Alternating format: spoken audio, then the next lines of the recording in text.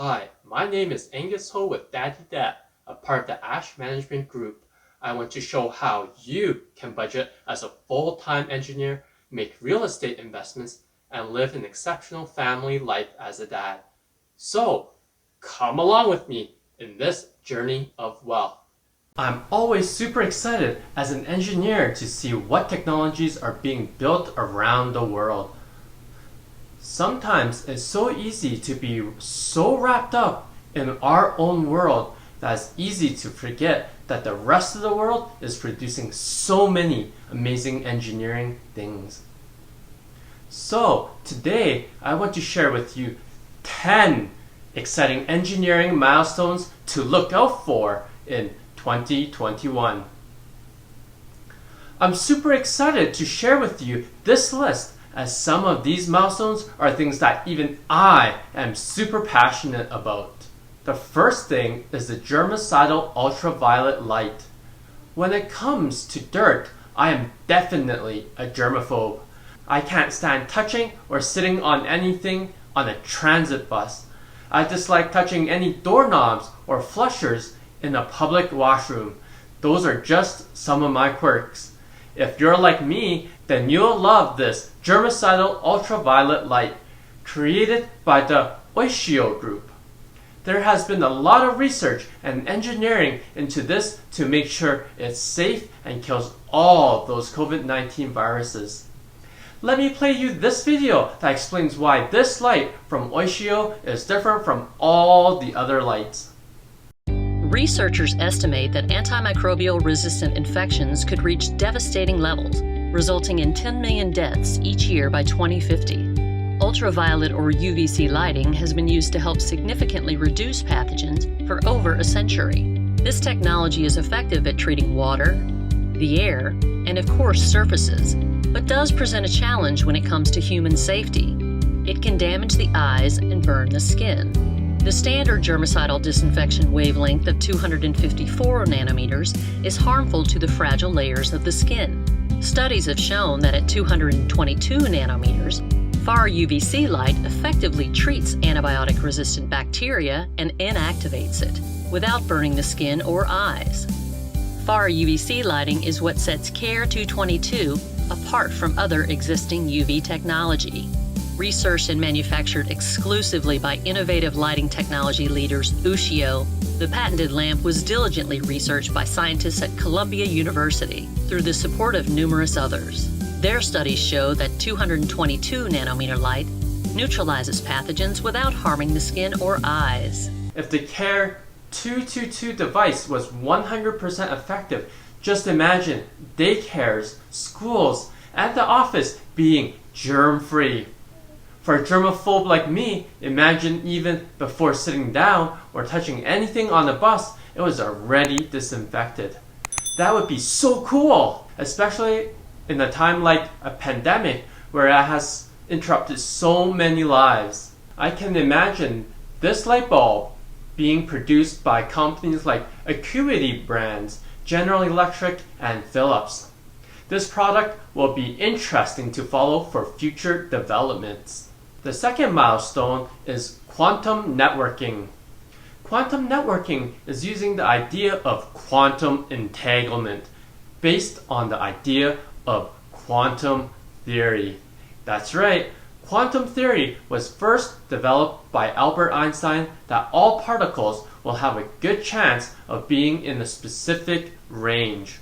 Quantum entanglement is the opposite of that, where quantum state cannot be described independently. So, it is a little bit hard to explain, so to describe it way better is Professor Goliath from the movie Ant-Man and the Wasp. An isolated system, particles coexist in a stable phase relationship. If the system is interfered with, that stability becomes chaos, unpredictable, dangerous, beautiful. Isolated completely, a quantum system would revert back to separate states of matter, each entangled with a distinct state of its environment. In other words, the object in question would be both in and out of phase with multiple parallel realities. Whoa, wasn't that just mind blown? Quantum entanglement can be used in networking to provide unprecedented security. This is a trick of quantum mechanics, and it will make obvious if anyone has tapped into a transmission. Connect is planning to demo this idea between Stony Brook University and Brookhaven National Laboratory, both in New York, separated by a snaking 70-kilometer network. This puts fiber technology into the last decade for sure. The third technology is winds of change. Climate change is a growing concern, and many people are trying to find solutions. Solutions including renewable energy and wind farms. Solutions including renewable energy. Wind farms especially has become very popular. If you know the history of wind farms, it started out on land at first. However, land is just not windy enough and is not economically viable for a long future. Land is also populated and is tougher to secure from farmers. A solution was then found that offshore installations had more wind and were also uninhabited by people. Can you imagine the barrage of problems offshore installations would have? Well, one of them being that offshore installations can go only as deep as 60 to 80 meters. Therefore, a third kind of wind farm was created called floating offshore wind turbines. Seawind Ocean Technology installed the world's first floating wind turbine in 2007 in the North Sea of Norway. Now, the state of California is looking into installing these turbines. So, look out, wind turbines might be the new ocean view. Number 4, driverless cars. Have you ever watched the movie Ford vs. Ferrari? I love that movie where it talks about the history, a little bit about the rivalry between the two companies. However, it also shows a lot about the Indy 500 and the race cars. Well, the Indy Motor Speedway has decided to step it up a notch to host an unprecedented, the first high-speed race of self-driving cars. 30 universities have entered, and the first prize place is $1 million. To win, a team's autonomous Dallara Speedster must be the first to complete 20 laps in 25 minutes or less. The deep learning systems that control the cars will be tested under conditions they've never experienced before. Both sensors and navigation tools will have to cope with extreme speeds, which leaves no margin for error. May the best racer win. Number 5, robots below. Robots can literally be used anywhere in the world. What about underground? Just imagine the challenges that are underground. Communication would definitely be one of them. Battery life would be another. The DARPA Subterranean Challenge pushes the limits of another breed of robots.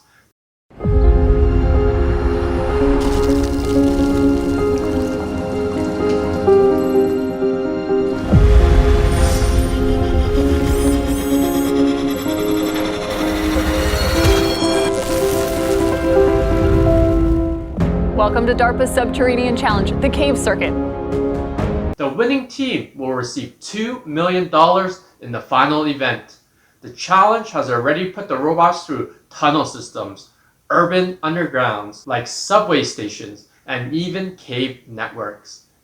The robots will have to demonstrate their versatility and endurance in this obstacle-filled environment.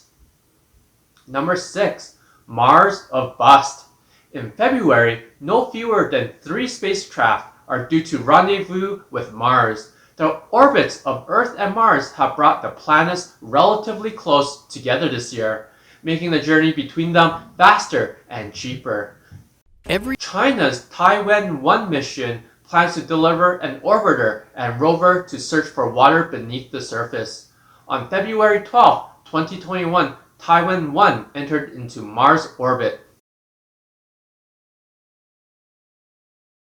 for spacecraft approaching a large celestial body like the Mars, it will be in a so-called hyperbolic orbit. So when it reaching to the nearest point, it will not stop and then go far away. So if we miss this point, it will never meet with Mars again. At least maybe several years or even several decades later, it can maybe meet again with Mars. So this is our only chance, and it must be done with a very highly autonomous mode, because its distance is far from the Earth, and also the position, the delta V, and also the time of this orbit insertion must be very accurate. So that's the difficulty.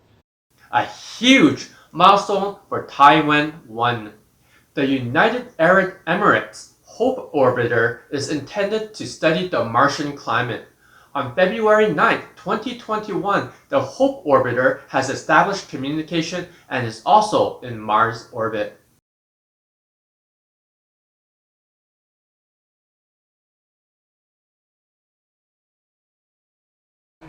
إلى جميع الفرق، إلى شعب دولة الإمارات، إلى الأمة العربية والإسلامية، نعلن نجاح وصول دولة الإمارات في مدار كوكب الأحمر. اللهم لك الحمد، اللهم لك الحمد، اللهم لك الحمد. Lastly, a shell-like capsule will deposit NASA's Perseverance rover, which aims to seek signs of past life, while also testing out a small helicopter drone named Ingenuity. Perseverance is due February 18, 2021.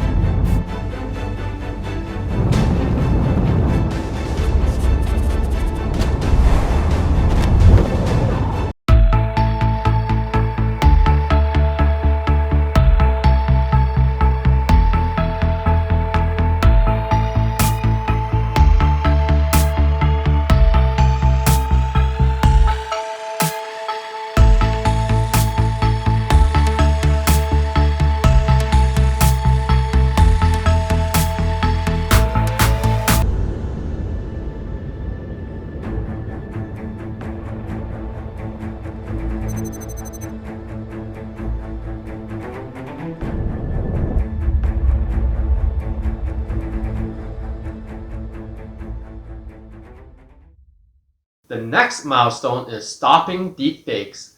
By the end of the year, some Android phones may include a new feature that's intended to strike a blow against the ever-increasing problem of manipulated photos and videos. The anti-deepfake tech comes from a startup called TruePic, which is collaborating with Qualcomm on chips for smartphones that will enable phone cameras to capture verified images. Deepfakes are synthetic media in which a person in an existing image or video is replaced with someone else's likeness.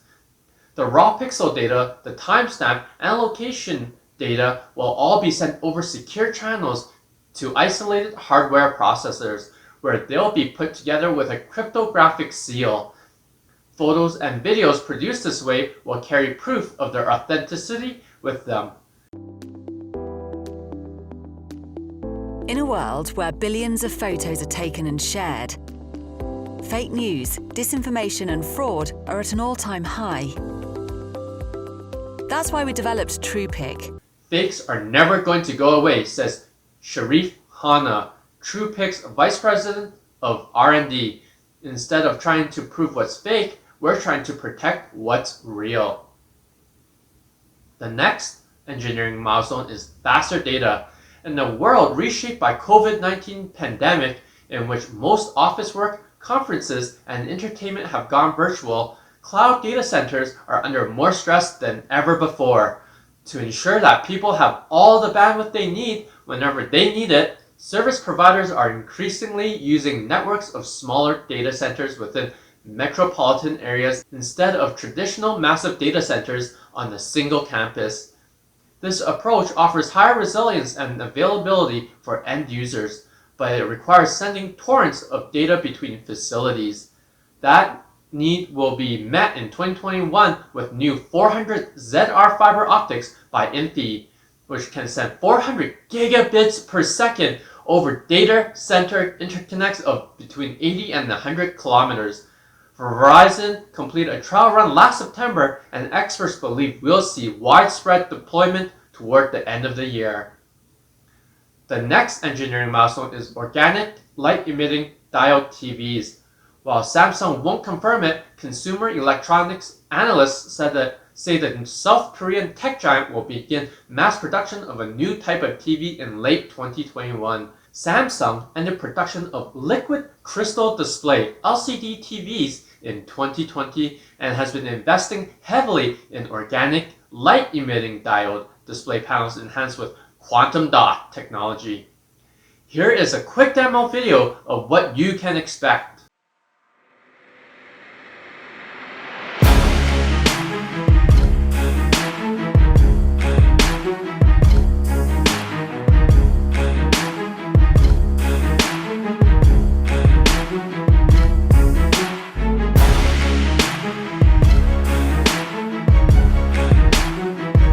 OLED TVs include layers of organic compounds that emit light in response to an electric current, and they currently receive top marks for picture quality. In Samsung's QD OLED approach, the TV will use OLEDs to create blue light, and the QD layer will convert some of that blue light into the red and green light needed to make images. This hybrid technology is expected to create displays that are brighter, high contrast, and longer lasting than today's best models. At the back of LCD TVs there's a backlight, which shines light through liquid crystals, which act a bit like shutters, either allowing light through or not, depending on the current that's run through them. Red, green and blue colour filters put over the top make up an individual tiny on-screen pixel, capable of producing any colour, contributing to an overall visible picture on the screen. OLED uses that same colour combining principle, but the big difference is that there's no backlight. Instead, light is generated by organic compounds that glow when a current is applied. Some OLED designs, including one favoured by LG, use white OLEDs overlaid with red, green and blue filters, but the common trait is that OLED displays don't need a backlight. The next engineering marvel is brain scans everywhere. Truly high quality data about brain activity is hard to come by. Today, research and doctors typically rely either on big and expensive machines like MRI and CT scanners or on invasive implants. In early 2021, the startup Kernel is launching a wearable device called Kernel Flow that could change the game. The affordable low-power device uses a type of near-infrared spectroscopy to measure changes in blood flow within the brain.